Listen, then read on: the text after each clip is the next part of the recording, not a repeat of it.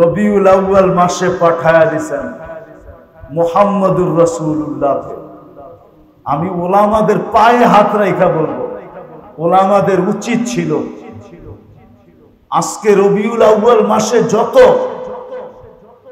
যত জিনিস আমরা দেখি আর যেগুলার বিরুদ্ধে আমরা মুখ খুলি, এটি বেশি দিনের আবিষ্কার না, এটি বেশি দিনের আবিষ্কার। হ্যাঁ, জশ্নে জুলুস বেশি দিনের আবিষ্কার। ওলামা বলুক এটা বেশি দিনের আবিষ্কার। কেন জশ্নে জুলুস কেন আসলো? আমার কথায় বিরোধ করেন না, কেউ অন্য কিছু মনে করেন না। জশ্নে জুলুস কেন আসলো? এই জায়গাটা ফাঁকা ছিল, ফাঁকা। যেইখানে খালি থাকে ওইখানে কেউ না কেউ হাত রাখতে চেষ্টা করে, ঠিক না?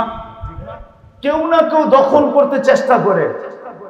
আমি ওলামাদের পায়ে হাত রাখা বলি, আমাদের উচিত ছিল 12ই রবিউল আউয়ালকে আল্লাহর রাসূলের সিরত বয়ান করার জন্য নির্বাচিত করা উচিত ছিল। প্রথম দিন থেকেই যদি আমরা 12ই রবিউল আউয়ালের, আরে রবিউল আউয়ালের 12ই রবিউল আউয়াল না, রবিউল আউয়ালের 1 তারিখ থেকে যদি আমরা নবীর সিরত বয়ান করতে শুরু করতাম, প্রত্যেক জায়গায় যদি নবীর সিরত হইতে থাকতো, নবীর আদর্শের বয়ান হইতে থাকতো, নবীর শানের বয়ান হইতে থাকতো, তাইলে মনে হয় জশ্নে জুলুস ওয়ালারা কোনোদিন জায়গা পাইতো না, বেদাতি কার্যক্রম গুলার কোনো জায়গা হইতো না। কেননা এটা তো আগের থেকেই ভরা ছিল। ওরা জায়গা পাইলে তো পাইতো কোত্থেকা? ওদের জন্য জায়গা হইতো তো হইতো কোত্থেকা? ওদের জায়গা মিলতো তো মিলতো কোত্থেকা?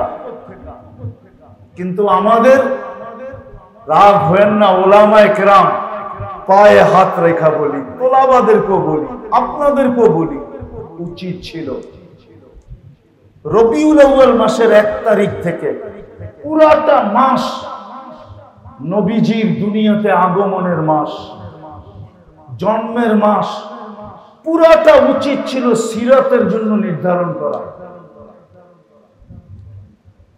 যদি 1 তারিখ থেকে সিরাত নির্ধারিত হতো, সিরাত যদি 1 তারিখ থেকে নির্ধারিত হতো যে প্রত্যেক মসজিদ, প্রত্যেক মাদ্রাসা, প্রত্যেক ওলামা, প্রত্যেক মজলিস, সব জায়গায় শুধু সিরতের আলোচনা হইতেছে, শানের আলোচনা হইতেছে, তাইলে এই খালি জায়গার ভিতরে বেদাত বসার কোনো সুযোগ ছিল?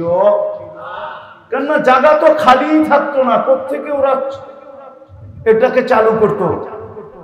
আজকে তো জশ্নে জুলুস ময়মনসিংহের মতো শহরেও হয় না, হয় না? হয় না? হয় না? হয় না? হ্যাঁ, কিন্তু বাংলাদেশের সবচেয়ে বেশি তাবলীগ কোন জেলায়? হ্যাঁ, সবচেয়ে বেশি তাবলীগ কোন জেলায়? বৃহত্তর ময়মনসিংহ জেলায়, ঠিক না? সবচেয়ে বেশি মাদারেস কোন জেলায়? সবচেয়ে বেশি উলামা কোন জেলায়? হ্যাঁ, বড় বড় আল্লাহওয়ালা কোন জেলায়? বাংলাদেশের সবচেয়ে পুরান মাদ্রাসা কোন জেলায়? হ্যাঁ, বলেন না। বালিয়ার চেয়ে পুরান মাদ্রাসা দেখান আমারে, হাটহাজারি বাদ দিয়া। বালিয়ার চেয়ে একটা পুরান মাদ্রাসা আমাকে দেখান, হাটহাজারি বাদ দিয়া। আমি ইতিহাস যাই না বলতেছি, ইতিহাস জানা ছাড়া না। এটা রাখেন না বালিয়ার পরে, কিন্তু বালিয়া হাটহাজারির পরে অত্র অঞ্চলে বালিয়ার চেয়ে পুরান মাদ্রাসা দেখান একটা, দেখান। ঢাকা পর্যন্ত দেখান, ঢাকা পর্যন্ত। ঢাকাও যেই মাদ্রাসা হয়েছে ওইটাও ময়মনসিংহের। আথার আলী রহমতুল্লাহ আলাইহি কোন জায়গার? কোন জায়গা? কিশোরগঞ্জ? আগে কোন জায়গায় ছিল? ময়মনসিংহের। তিনজনে মিলা বানান, আথার আলী রহমতুল্লাহ আলাইহি, শামসুল হক ফরিদপুরি রহমতুল্লাহ আলাইহি চারজন, পীরজি হুজুর রহমতুল্লাহ আলাইহি, হাফিজজি হুজুর রহমতুল্লাহ আলাইহি। হাটহাজারীর ব্যতীত একটা পুরান মাদ্রাসা দেখান আমাকে বালিয়ার আগে। ওই ময়মনসিংহ শুরু হয়ে জশ্নে জশ্নে জশ্নে হয় না, হয় না, হয় কেন হয়? ওই যে বললাম না, আল্লাহ এক ব্যক্তিত্ব আমাদের ভিতরে পাঠাইছিলেন। আল্লাহ পাওয়ার সহজ উপায় যেন যুবক যৌবনে আল্লাহ পাওয়া যায়, নারী নারীত্বে আল্লাহ পাওয়া যায়, পুরুষ পুরুষত্বে আল্লাহ পাওয়া যায়, গরিব আল্লাহ পাওয়া যায়, ধনী আল্লাহ পাওয়া যায়, প্রত্যেকটা ব্যক্তি আল্লাহ পাওয়া যায়। কেননা জীবনের উদ্দেশ্য হলো আল্লাহ পাওয়া, আর কোনো উদ্দেশ্যই জীবনটার নাই। বিশেষ করে যাকে আল্লাহ মুসলমানের ঘরে জন্ম দিয়েছেন, বিশেষ করে যাকে আল্লাহ উম্মতে মুহাম্মদী নিজের পছন্দে বানাইছেন, নিজের কুদরতি হাত দিয়া বাছাই করে বানাইছেন, যাকে আল্লাহ নিজে কুদরতি হাত দিয়ে স্টিকার লাগাইছেন কুনতুম খায়রা উম্মাহ, ওর জন্য ওর জীবনটার উদ্দেশ্য আল্লাহ পাওয়া। কিন্তু আমি প্রশ্ন তুলে দিলাম, আল্লাহ পাবে তো পাবে কি করে? তো আল্লাহ ব্যক্তিত্বকে পাঠাইছেন, মুহাম্মদুর রাসূলুল্লাহ সাল্লাল্লাহু আলাইহি ওয়াসাল্লামকে আদর্শ বানায়া পাঠাইছেন যে যান আপনি আদর্শ হয়ে যান, গরিবের জন্য আদর্শ হয়ে যান, ধনীর জন্য আদর্শ হয়ে যান, নারীর জন্য আদর্শ হয়ে যান, পুরুষের জন্য আদর্শ হয়ে যান, যুবকের জন্য আদর্শ হয়ে যান। প্রত্যেকের জন্য আদর্শ হিসাবে পাঠাইছেন যেন সে সহজে আল্লাহ পায়, সে যেন চুটকিতে আল্লাহ পায়, এক গুলিতে আল্লাহ পাওয়া যায়, এক গুলি। যুবক, সময় আমার হাতে নাই, নইলে আমি তোমাকে শিখাইতাম যে তুমি এক গুলিতে আল্লাহ পাবে, একটা গুলি বলবে আর তুমি আল্লাহ পাবে। চলো শুনাই দিই হাদিসে কুদসি, হাদিসে কুদসি আল্লাহর বাণী দিতেছি, আল্লাহর বাণী। ফালাম্মা তায়াক্কানতা বিল বাওয়ার ওয়া যানানতা আন্নাকা মিন আহলিন নার। যুবক যদি ভাবতে ভাবতে ভাবে যে আমি যৌবনটা কোন কাজে লাগাইলাম, হয় আমি বুঝি যৌবনটা হারায়া ফেললাম, হয় আমার কি হবে যদি এই যৌবন অবস্থায় মৃত্যু চলে আসে, এতটুক বাইবা যদি যুবক হায় বলে, হায় হায় মুখ দিয়া বাহির করে হায়, আল্লাহ বলে ফালাম্মা তায়াক্কানতা বিল বাওয়ার ওয়া যানানতা আন্নাকা মিন আহলিন নার মানাহতু ইলাইকা রিদওয়ানি ওয়াল্লাইতু ইলাইকা গুফরানি ওয়া কুলতু লাকা লা তাহজান গফারতু লাকা যুনুবা ওয়াল আওজার ওয়া লিআজলিকা সাম্মাইতু নাফসি আল আজিজুল গফফার। কাশ আপনারা যদি আরবি জানতেন, আফসোস আপনারা যদি আরবি বুঝতেন, তাইলে আমার তর্জমা করতে হইতো না, আর এটার তর্জমা করা যাবেও না। কেননা শব্দের তর্জমা করা যাবে কিন্তু আবেগের তর্জমা করা যাবে না। আল্লাহ যেই আবেগ নিয়ে বলছেন, যদিও শব্দটা আল্লাহর জন্য শোভনীয় না, আল্লাহ যেইভাবে ভালোবাসার আবেগ নিয়ে বলছেন, প্রত্যেক ব্যক্তিকে বলছেন, এই উম্মতের বৃদ্ধকে বলছেন, পুরুষকে বলছেন, নারীকে বলছেন, যুবককে বলছেন, যুবতীকে বলছেন, ধনীকে বলছেন, গরিবকে বলছেন, শাসককে বলছেন, শাসিতকে বলছেন, রাজাকে বলছেন, প্রজাকে বলছেন, মন্ত্রীকে বলছেন, চাপরাশিকে বলছেন। প্রত্যেককে আল্লাহ এটাই বলতেছে। তুমি যদি ভাবতে ভাবতে কখনো হায় বাহির করে ফেলতে পারো, হায়। ইলিয়াস রহমতুল্লাহ আলাইহিকে জিজ্ঞাসা করছে ছাত্ররা যে হযরত কুতুব হওয়া যায় কেমনে? কুতুব কি? কুতুব। তো বলছে তুই যদি মনের থেকে হায় বাড়ি করতে পারিস, হায় হায় যদি বাড়ি করতে পারিস, হায় দুই ব্যাপারে যদি হায় বাড়ি করতে পারিস, একটা হলো আমার জীবনটা কোন কাজে লাগাইলাম, লাগানো দরকার ছিল কোথায়, লাগাইলাম কোথায়, এই ব্যাপারে যদি তুই হায় বাড়ি করতে পারো যে হায় কি করলাম, আর দ্বিতীয় হলো আল্লাহর কত নাফরমানি হইতেছে দেখা যদি তুই বলিস যে হায় এত নাফরমানি, আমি এটা বন্ধ করব কি কইরা, হায় আমি কি করে বন্ধ করব,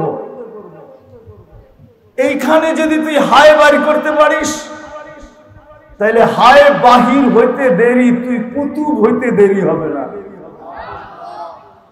ঠিক প্রত্যেক ব্যক্তি যদি হায় বাইর করে আর বলে আমি জীবনটা কোন কাজে লাগাইলাম, ফালাম্মা তায়াক্কানতা বিল বাওয়ার ওয়া যানানতা আন্নাকা মিন আহলিন নার মানাহতু ইলাইকা রিদওয়ান।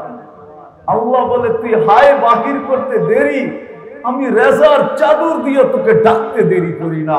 ওয়াল্লাইতু ইলাইকা গুফরানি, আমি মাগফিরাতের ভান্ডারে তোকে ডুবাইতে দেরি করি না। ওয়া কুলতু লাকা লা তাহজান, ছুটা আইসা আমি তোর কুদরতি হাত পিঠে রেখা তোকে সান্ত্বনা দিতে দেরি করি না। আমি বলি চিন্তার কোনো কারণ নাই, গফারতু লাকা যুনুবা ওয়াল আওসার, তোর সমস্ত গুনাহ খাতাকে maaf করে দিলাম। ওয়ালি আজলিকা সাম্মাইতু নাফসি আল আজিজুল গফফার, তোর জন্যই আমি আমার নাম আজিজুল গফফার। তো এক ব্যক্তিত্বকে পাঠাইছিলেন আমাদের মাঝে, এক আদর্শকে পাঠাইছিলেন। এই জন্য উচিত ছিল, উচিত রবিউল আউয়াল শুরু হইতে দেরি, আমি ওলামাদের পায়ে হাত দিয়া বলি, আমাকে ভুল বুঝেন না, উচিত ছিল আমাদের প্রথম তারিখ থেকে প্রত্যেক মসজিদ, প্রত্যেক মাদ্রাসা, প্রত্যেক এলাকা, প্রত্যেক মজলিস উচিত ছিল আমাদের নবীর সিরত বয়ান করা। যদি নবীর সিরত বয়ান হইতো আর শান বয়ান হইতো তাইলে মনে হয় আগাছা জ্বালানের কোনোদিন সুযোগ পাইত না, এই আগাছা কোনোদিন জন্ম হইতো না।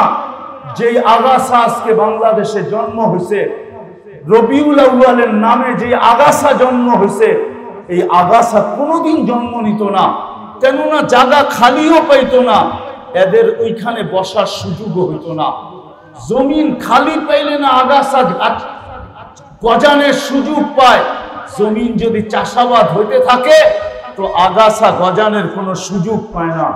আজকে যে আগাছা গজায় গেছে সারা বাংলাদেশে রবিউল আউয়ালের নামে যে আগাছা জন্ম নিছে, শুধু আগাছা না, আল্লাহ জানে এটা কোথায় যায় ঠেকে। আজও যদি আমরা শুধু হুঁশিয়ার না হই, আজও যদি চক্ষু আমরা না খুলি, আজও যদি আমরা সতর্ক না হই, এই জন্য আমি দুইটা কথা বলে শেষ করব আপনাদেরকে। আমি ওলামাদের পায়ে ধরবো, পায়ে আসেন প্রত্যেক মসজিদে ডেলি এক বেলা ঘোষণা দিয়া নবীর আদর্শ বয়ান করেন, এক মাস পুরা করেন। আপনি বলবেন এরকম কি দৃষ্টান্ত দুনিয়াতে আছে? আমার সাথে চলেন, আমি আপনাকে চোখে দেখায় নিয়ে আসবো। আমি চোখে দেখছি বিদায় বলতেছি, আমার কাছে এটা ভালো লাগছে বিদায় আমি বলতেছি। ওই দেশে এই আগাছা নাই বিদায় বলতেছি। আমার সাথে কালকে চলেন, আমি নিয়ে যাবো আপনাকে, আমি ঘুরায় দেখায় নিয়ে আসবো আপনাকে। 1 তারিখ থেকে শুরু হয়েছে প্রত্যেক মজলিস, প্রত্যেক মহল্লায় মহল্লায় মজলিস, প্রত্যেক মসজিদে মসজিদে মজলিস, নবীর আদর্শ বয়ান হইতেছে, সিরাত। পুরা 1 মাস সিরাত বয়ান হবে। আমি ওলামাদের পায়ে হাত দিয়া বলি, 11 মাসে আমাদের সিরাত বয়ান করার সুযোগ হয় না, কিন্তু একটা মাস কমসে কম আমরা প্রত্যেক মজলিস, এই মাদ্রাসাওয়ালাদেরকে বলবো আপনারা ভাগ করে নেন আপনাদের এলাকার মসজিদ গুলাকে, হুজুররা ভাগ করে নেন, এক একজন এক এক মসজিদে যাক। আল্লাহ এক বেলা আল্লাহ রসুলের সিরতকে এক এক আঙ্গিকে বয়ান করো, কেন আল্লাহ রসুলের সিরাত, আল্লাহ রসুলের সিরাত এই জন্যই দিচ্ছেন যে আমরা যেন ওই যে বললাম না উদ্দেশ্য আল্লাহ পাওয়া, গরিব যেন দারিদ্রতার ভিতরে আল্লাহ পাওয়া যায়, যুবক যেন এক আমলে আল্লাহ পাওয়া যায়। আমি তো মাঝে মাঝে বলি, মনে উঠলো এই জন্য বলতেছি, আপনারা মাগরিব পড়া বসছেন তো, ঠিক না? হ্যাঁ, সত্য তো? হ্যাঁ, আমি আশা করি সবাই মাগরিব পড়ছি, ঠিক না?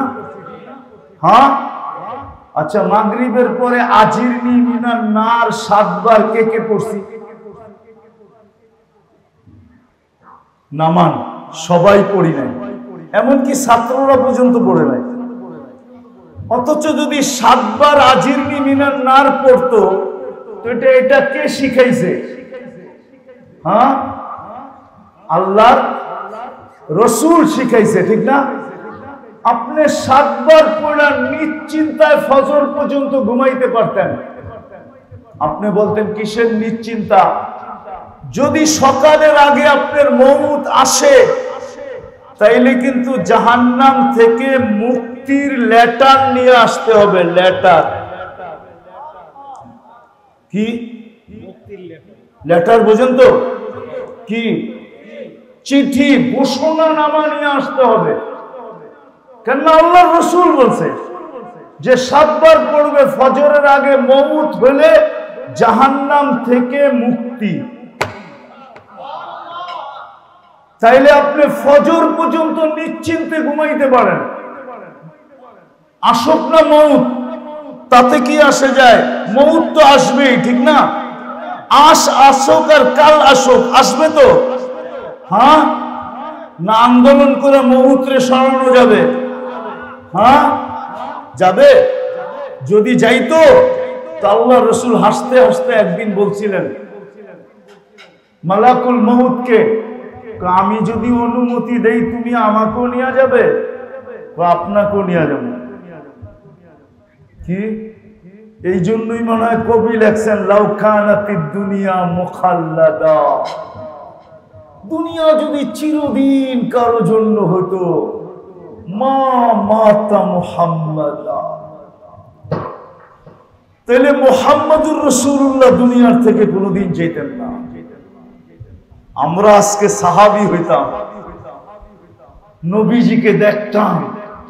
এখন তো মদিনা দেখতে যাই, তখন কি সাতরায়া হইল নবীজিকে দেখতে যেতাম, ঠিক না? কি এইখানে বুইরা আছে, কই তো কলা গাছ লইয়া বঙ্গোপসাগর আরব সাগর পাড়ি দিয়ে হইল যাবো। কাকে দেখমু? কি? কাকে দেখমু? নবীজিকে দেখমু। কিন্তু এখনো দেখতে পারেন, কিন্তু আশা আছে কিন্তু চেষ্টা নাই। কি? আকাঙ্ক্ষা আছে কিন্তু স্বপ্নে দেখতে চান। কে কে দেখতে চান? ও মা, সবাই দিয়ে দেখতে চায়, রাখেন, এটার নাম আকাঙ্ক্ষা, কিন্তু চেষ্টা নাই। দাড়ি পাইকা গেল, এখনো দেখলাম না। কোমর চুকা গেল, এখনো দেখলাম না। আর কবে দেখবো? আর কবে দেখবো? আশা আছে, চেষ্টা নাই। কিন্তু জীবিত থাকলে অনেকে বলবে এখানে যে দরকার হইলে কলা গাছ নিয়ে বঙ্গোপসাগরে চাপ দিতাম, ঠিক না? মনে উঠলো এই জন্য বলতেছি। আমি গেছিলাম কমরু আইল্যান্ডে। তো কমরু আইল্যান্ডে উসমান রাদিয়াল্লাহু তাআলা আনহু ছেলের কবর আছে, মুহাম্মদ ইবনে উসমান ইবনে আফফান। একবারে ভারত মহাসাগরের পাড়ে। তো আমি ফজরের নামাজ পড়ে গেছি, কবর খোলা ছিল না, খুলে 9টার সময়। আমি একবারে ফজর পড়ে গেছি, কিন্তু আমি মেহমান ছিলাম ওই দেশে। তো আমি দেওয়াল টপকায় ভিতরে ঢুকে গেছি, যদিও এটা নিয়ম ছিল না। কিন্তু আমার মন মানতে ছিল না যে আমি 9টা পর্যন্ত অপেক্ষা করব। অপেক্ষা যদি করতেই হয়, তো আমি দেওয়াল টপকায় ভিতরে ঢুকা অপেক্ষা করি, যাতে দরজা খুলে আমারে বের করে। 2 ঘন্টা সময় ছিল। তা আমি উপরে ঢুকা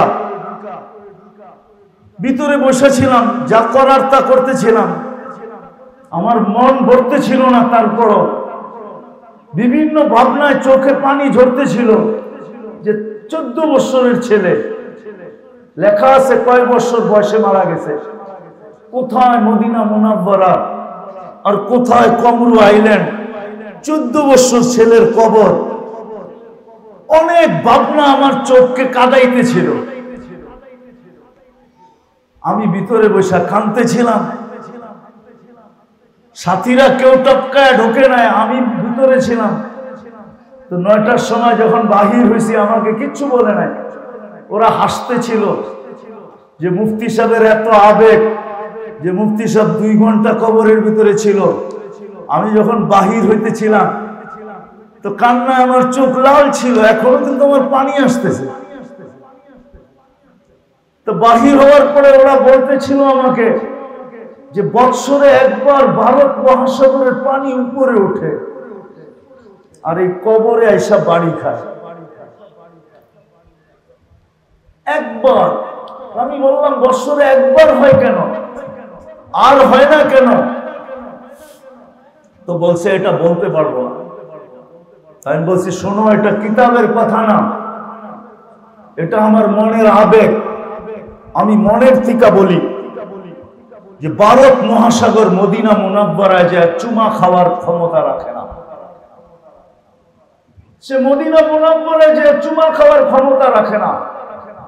সে মনে হয় আল্লাহকে মনে মনে বলছে, আল্লাহ মদিনা মুনাব্বারায় যায় তো আমি চুমা খেতে পারবো না, কিন্তু মুহাম্মদ ইবনে ওসমান ইবনে আফফান আমার পদদেশে শুয়ে আছে, জিন নুরাইনের সন্তান, ওই মুহাম্মদুর রাসূলুল্লাহর সাথে সম্পর্কিত, নামেও মুহাম্মদ।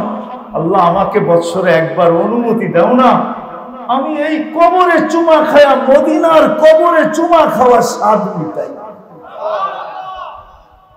আমার মনে হয় আল্লাহ ভারত মহাসাগরকে অনুমতি দিয়া দিছেন, যার কারণে সে বৎসরে একবার পানি উঁচা হয় আর এই কবরে আইসা বাড়ি খায়। সে কবরে বাড়ি খায় না, চুমা খায়।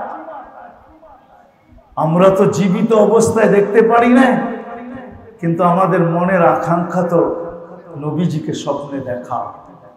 আমরা যদি স্বপ্নেও দেখতাম তাহলে আল্লাহর রাসূলের বাণী আছে যে আমাকে জীবিত অবস্থায় দেখছে,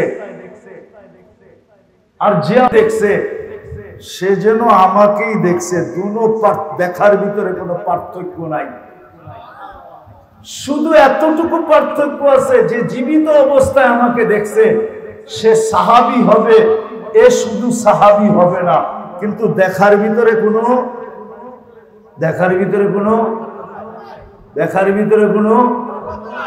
পার্থক্য নেই। আমরা স্বাদ মিটাইতে পারতাম, কিন্তু চেষ্টা তো নাই। রাগ হয়েন না, কিন্তু ময়মনসিংহের মানুষ, আমি ভিতরের ব্যথার থেকে বলতেছি।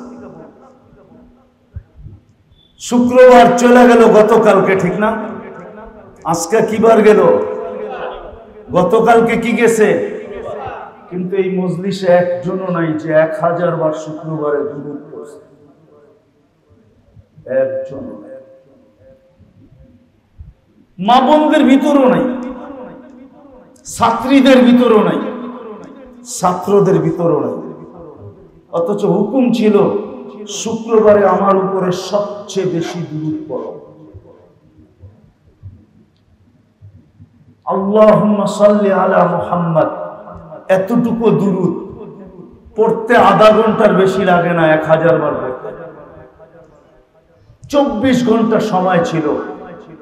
বৃহস্পতিবার দিন সূর্য ডুবার থেকে নিয়ে শুক্রবার দিন সূর্য ডুবা পর্যন্ত 24 ঘন্টা ছিল।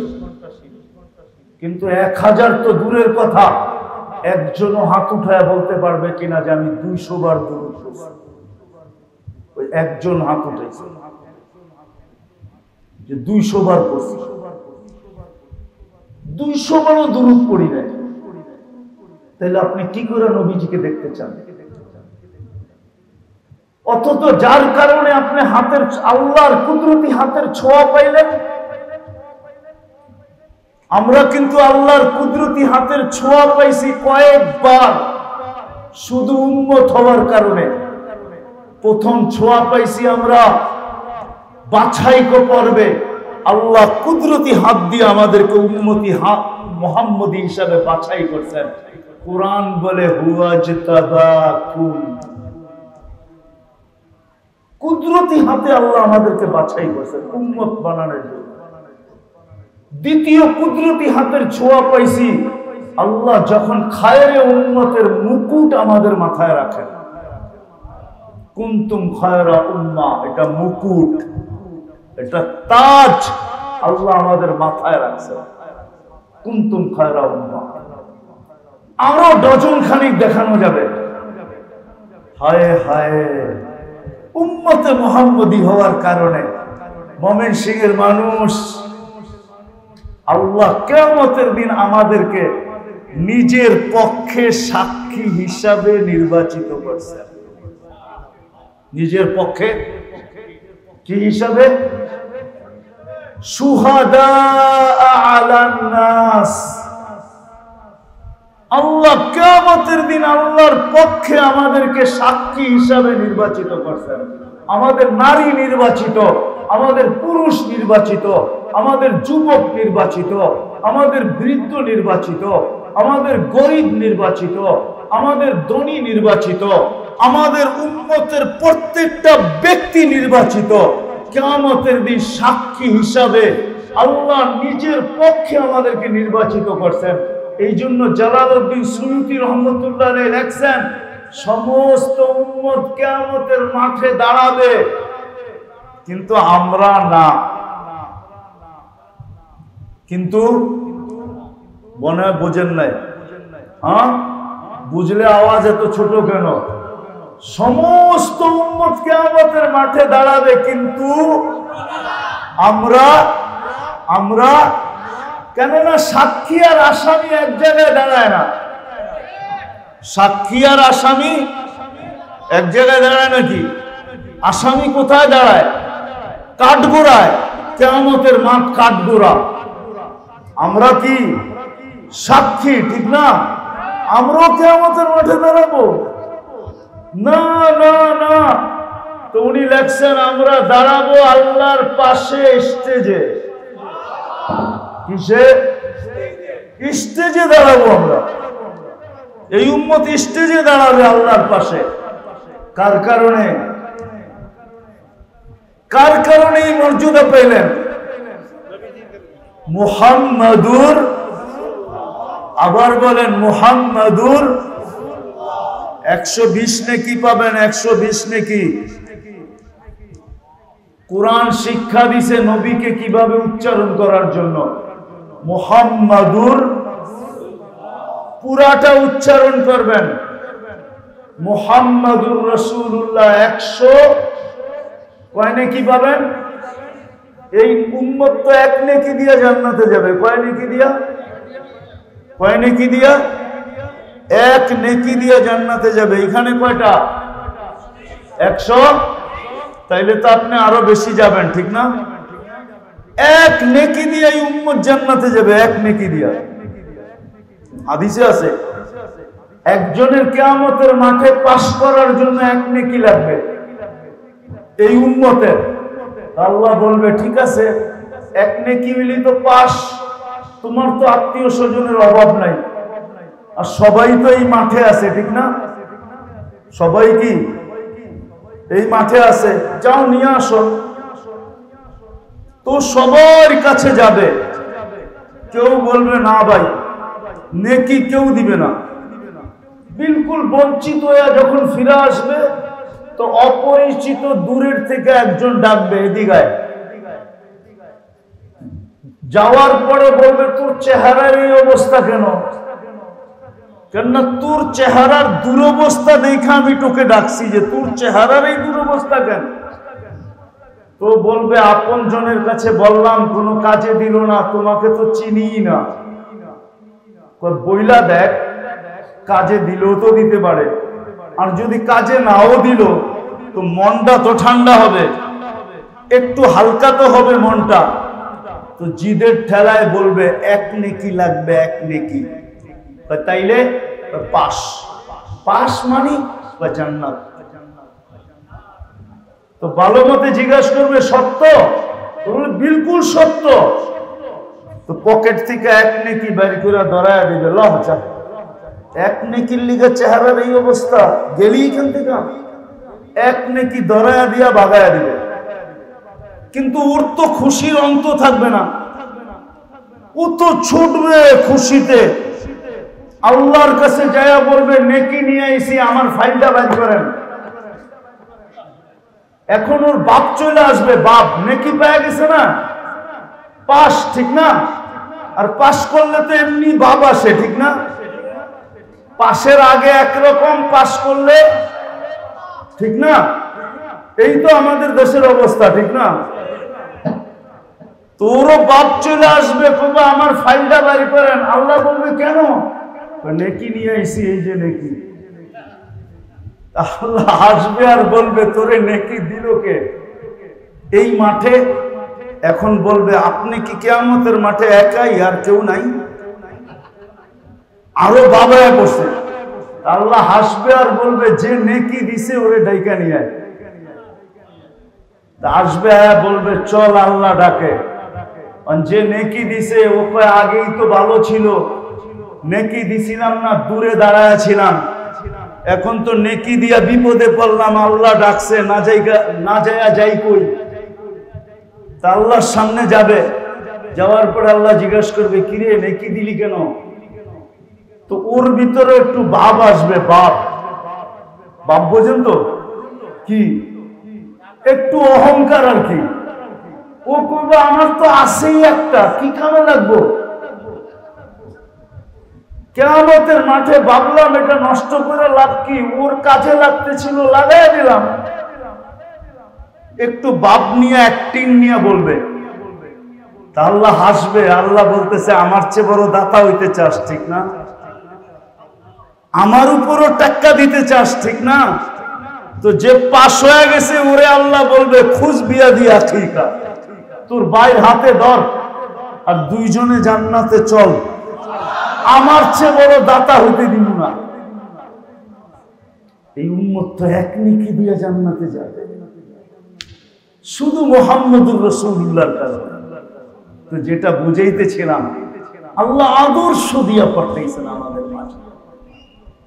ওলামাদের উচিত ছিল, আমি বলি ভালো মতে আমার এটা আজকে প্রচার করেন, আমি ওলামাদের পায়ে হাত দিয়া বলতেছি, মুরব্বী ছোট বড় সবাইকে, আমাদের উচিত ছিল রবিউল আউয়ালের 1 তারিখ থেকে নিয়ে 30 তারিখ পর্যন্ত প্রত্যেক মসজিদে, প্রত্যেক এলাকায়, প্রত্যেক মজলিসে, প্রত্যেক মাদ্রাসায় নবীর আদর্শকে বয়ান করা। যদি আমরা করতে থাকতাম তাইলে এই আগাছা জমিন যদি আলোচনা দ্বারা, সিরত দ্বারা, শান দ্বারা, বয়ান দ্বারা আবাদ হতে থাকতো, তাইলে জমিনে আগাছা উঠার কোন সুযোগ ছিল না। আমরা সুযোগ করে দিছি ওদেরকে আগাছা উঠার জন্য। আজকে যতই আমরা বিরোধিতা করি, পানি অনেক দূর গড়ায় চলে গেছে, এটাকে আর বন্ধ করার কোন সুযোগ আসবে কিনা আমি জানি না। কিন্তু হ্যাঁ, হতে পারে আল্লাহ রসুলের আলোচনা দ্বারা কিতাবে পাওয়া যায়, এখনো কিতাবে পাওয়া যায়। শাহ ওলিউল্লাহ মুহাদ্দিসে দেহলভী রহমতুল্লাহ এর কিতাব পড়লে এখনো পাওয়া যায়, আকাবেরদের কিতাব পড়লে এখনো পাওয়া যায়। যদি উলামায়ে কেরাম এখনো ময়দানে নামে যে রবিউল আউয়ালের 1 তারিখ থেকে নিয়ে 30 তারিখ পর্যন্ত আমাদের প্রত্যেক মসজিদে, প্রত্যেক মহল্লায়, প্রত্যেক এলাকায়, প্রত্যেক মাদ্রাসায় আমরা সিরত এবং শানের আলোচনা শুরু করব। আর যদি করতে থাকে তাহলে হতে পারে এটার বরকতে একদিন এই আগাছা মাটির থেকে উঠছে, আবার মাটির সাথে মিশা যাবে, আমার বিশ্বাস। আর আপনাদেরকে আমি সর্বশেষ বলতে চাই, আল্লাহ এক আদর্শ পাঠায় দিয়েছে। পায়ে হাত দিয়া বলি, বাংলা যদি পড়তে পারে এই মাসে, কমসে কম রবিউল আউয়াল মাসে উচিত সারা বছর পড়া, আমি যুবকদেরকে বলবো, একটা মাস তোমার নেটকে তুমি ব্যবহার করো শুধু সিরাত পড়ার জন্য, নবীর আদর্শ পড়ার জন্য। আপনারা এই মাসে ছোট একটা সিরতের কিতাব মোতালা করেন, ছোট একটা সিরতের কিতাব, নবীর আদর্শের উপরে লেখা ছোট একটা কিতাব মোতালা করেন, পড়েন, নবীর আদর্শ শিখেন। রব্বে কাবার কসম, এর চেয়ে বড় সুযোগ আর কিচ্ছু কোনো উম্মত পায় নাই। আমাদের পরে কোনো উম্মত নাই, এত বড় সৌভাগ্য কোনো উম্মতের হয় নাই, আর আমাদের পরে উম্মত নাই। এই সৌভাগ্য আর কার হবে যে খোলা আকাশের নিচে চিৎকার দিয়ে ঘোষণা দিছেন, মান তামাসসাকা বিসুন্নতি। খোলা আকাশের নিচে লাউড স্পিকারের ঘোষণা আল্লাহর পক্ষ থেকে পায়া দিছেন যিনি, মুহাম্মদুর রাসূলুল্লাহ সাল্লাল্লাহু আলাইহি ওয়াসাল্লাম ঘোষণা দিছেন, মান তামাসসাকা বিসুন্নতি ইনদা ফাসাদি উম্মতি ফালাহু আজরু মিয়াতি শাহীদ। যদি একটা সুন্নাত তোমার জীবনের আদর্শ বানাও, একটা সুন্নাত। আমার তো ওই সমস্ত লোকগুলা দেখলে আমার ভিতর থেকে কান্না আসে, কান্না।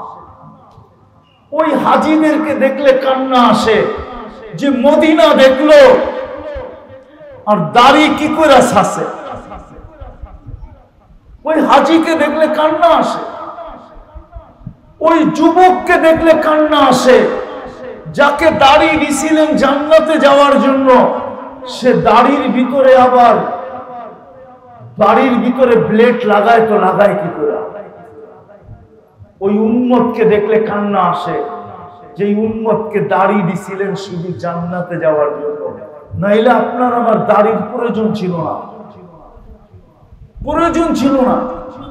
এই উম্মতের মর্যাদা পড়লে বোঝা যায় এই উম্মতের দাড়ির প্রয়োজন ছিল না, দাড়ি দিছেন শুধু জান্নাতে যাওয়ার জন্য। কি হ্যাঁ, হায় হায়, আমি তো বলি যার দাড়ি উঠছে ওর তো সারাদিন দোয়া করা দরকার, আল্লাহ একটা পাকায়া দাও। কি একটা একটা পাকায়া দাও? কেন? কেন দাড়ি যদি একটাও পাকে তো হাদিসে কুদসি, ইন্নাল্লাহা লা ইস্তাহি, আল্লাহ লজ্জা পান ওই দাড়ি পাকালাকে দেখলে। একটা দাড়িও যার পাকছে তারে দেখা আল্লাহ, কেননা দাড়ি পাকা শুরু হয়েছে ইব্রাহিম আলাইহিস সালাম থেকে, এর আগে দাড়ি পাকতো না। সর্বপ্রথম দাড়ি পাকছে ইব্রাহিম আলাইহিস সালামের, তাও একটা। কয়টা? হাজেরা আলাইহিস সারা আলাইহিস সালাম, ওনার বড় স্ত্রী বলতেছিল ইব্রাহিম এই সাদিহিল বিয়া, এই সাদা এটা আবার কি? কেন দাড়ি পাকা তো আমরা কোনোদিন দেখি না, তোমার এটা পাকলো কেন? কোন রোগ উঠায় গেল? তো উনিও বোর কথায় পচা গেছিলেন। বুঝা গেল আগের থেকেই পুরুষ মহিলাদের কাছে দুর্বল আর কি, চাই কুতুব, ঠিক না? কিন্তু মা বোনরা এই দুর্বলতাকে দিনের কাজে ব্যবহার করতে পারে না, এরা দুনিয়ার কাজে খুব ব্যবহার করে। এর কাজে মনে হয় বোঝেন নাই, আমার পছন্দের শাড়ি আইনা দিতে হইব, আমার পছন্দের লিপস্টিক আইনা দিতে হইব, তো দুর্বলতা রেখে এই দিকে খুব ব্যবহার করে। পছন্দের শাড়ি, পছন্দের গহেনা, পছন্দের কসমেটিক্স, পছন্দের প্রসাধনী, পছন্দের ফার্নিচার, এটির ভিতরে ব্যবহার করে, কিন্তু দিনের কাজে ব্যবহার করে না। যদি দিনের কাজে ব্যবহার করত তাহলে সমস্ত মা বোন, আমার তো বিশ্বাস বর্তমান জমানার মা বোনরা রাবেয়া বসরিকেও বলতো পিছে থাক পিছে। কি কিতাব? সাহাবাদের মা বোন ছাড়া সমস্ত জামানার মহিলাদেরকে বলতো পিছে থাক পিছে, যদি ব্যবহার করতে পারত। তো বলছে উঠায় গেল। তো ইব্রাহিম আলাইহিস সালাম হাত নিয়ে গেছেন দাড়ির কাছে। আল্লাহ উপর থেকে আওয়াজ দিছে খলিল। তো আওয়াজ শুনে হাত থেমে গেছে। কই উঠায়ও না। কেন? হাদিহি হিয়াল কেরামা, তোমাকে সম্মানের চিহ্ন লাগায় দিছি। চিহ্ন, এটা সম্মানের চিহ্ন। এই জন্য আমাদের কিতাবে আছে এক মুহাদ্দিস মারা গেছে। তো স্বপ্নে দেখার পরে সবাই জিজ্ঞাসা করছে যে আপনার সাথে আল্লাহ কি ব্যবহার করলো? কয় দাড়ি দেখায়া জান্নাতে চলে গেছি। কয় দাড়ি দেখায়া মানি? তো পুরা কাহিনী খুলে বলতেছে স্বপ্নে। আল্লাহর সামনে যখন উপস্থিত হয়েছি তো আল্লাহ জিজ্ঞাসা করছে, ওই বুইরা খাটাস কি নিয়ে আইসস? ও দাড়ি পাকনা বুইরা কি নিয়ে আইসস? তখন হাদিস মনে উঠছে। তখন বলছি কিচ্ছু নিয়ে আসি নাই, শুধু দাড়ি নিয়ে আইছি, কিচ্ছু না। আল্লাহ আরো চাইতে গেছে, দাড়ি, শুধু দাড়ি? কেন চেতেন কেন? আপনি কি জিবরিলকে বলেন নাই? জিবরিল কি আমাদের নবীজিকে বলে নাই? আমাদের নবীজি কি সাহাবাদেরকে বলে নাই? সাহাবারা কি তার ছাত্রদেরকে বলে নাই? ওনারা কি আমাদেরকে শোনায় নাই হাদিস? আপনি সাদা দাড়ি দেখলে লজ্জা পান, এখন তো সামনে আইসা দেখতেছি উল্টা আরো রাগ হয়ে যান। তা আল্লাহ হাইসা দিয়া বলতেছে, আমিও সত্য বলছি, জিবরিলও সত্য বলছে, আমার বন্ধুও সত্য বলছে, বন্ধুর সাহাবারও সত্য বলছে, সবাই সত্য বলছে, যা তোকে মাফ করে দিলাম। দাড়ি দিছিলেন জান্নাতে যাওয়ার জন্য। কিলিং শেভ যুবক দেখলে আমার চোখ দিয়ে পানি আসে যে যুবক তোকে দাড়ি দিছিল জান্নাতে যাওয়ার জন্য, তুই শেভ করস কি কইরা? মুসলমান যখন দাড়ি ছাড়া দেখি তখন চোখে পানি চলে আসে যে হায়, ওকে দাড়ি দিছিলেন জান্নাতে যাওয়ার জন্য, ও দাড়িতে প্লেট লাগায় কি কইরা? হজে যাওয়ার পরে হাজি যখন শেভ করে তো ওকে দেখলে আরো চোখের পানি চলে আসে যে মদিনা দেখলো ও দাড়িতে বেলেট লাগায় কি করে? দাড়ি তো দিছিলেন জান্নাতে যাওয়ার জন্য। বিশ্বাস হয় না? বিশ্বাস হয় না? হায় হায়, উম্মত নবী চিনল না। এই জন্য আপনাদের পায়ে হাত দিয়া বলি, কথা তো ওলামায়ে কেরাম অনেক বলছে, আমি আপনাদেরকে দুই দলকেই পায়ে হাত দিয়া বলবো, ওলামাদেরকে বলবো, তোলাবাদেরকে বলবো, তোমরা এই মাসটা উম্মতের মাঝে নবীর আদর্শ বয়ান করো, সিরত বয়ান করো, শান বয়ান করো।